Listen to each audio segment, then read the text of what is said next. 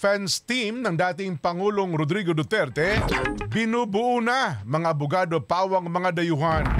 Ibabalita po yan ni Madam Weng de la Fuente. Weng?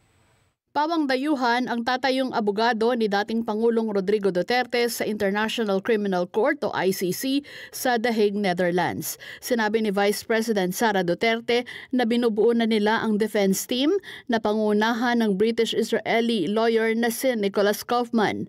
Bukod kay Kaufman, may ilang dayuhang abogado pa ang dadating sa The Hague para interviewin ni VP Sara para makasama sa legal counsel ng dating Pangulo. Hindi naman anya makakasama si Attorney Harry Roque kahit pa accredited ito ng ICC dahil kailangan pagtuunan nito ng pansin ang hiling na asylum sa the Netherlands.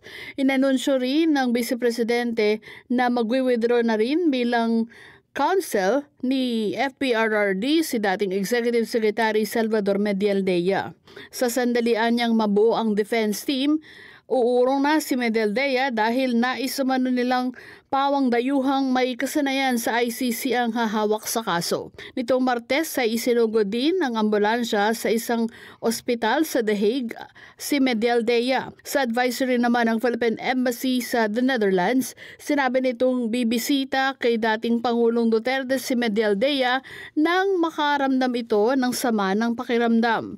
Minomonitor ng konsulado ang lagay ni Medialdea na ngayon ay sinamahan na rin ng kanyang ilang kaanak.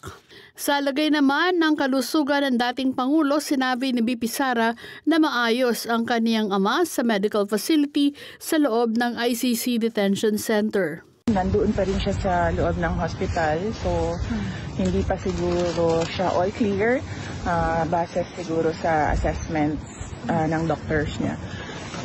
He's in very good spirits. Meron siyang, tinanong ko siya kung kamusta yung pagkain, sabi niya meron namang rice.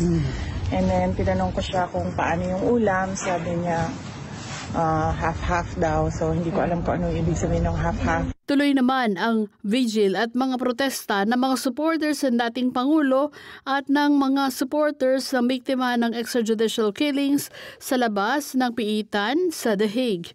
Sigaw ng mga Duterte supporters na pakawalan ito at ibalik sa Pilipinas, habang sigaw naman ng katarungan ang daing ng mga supporters ng EJK victims.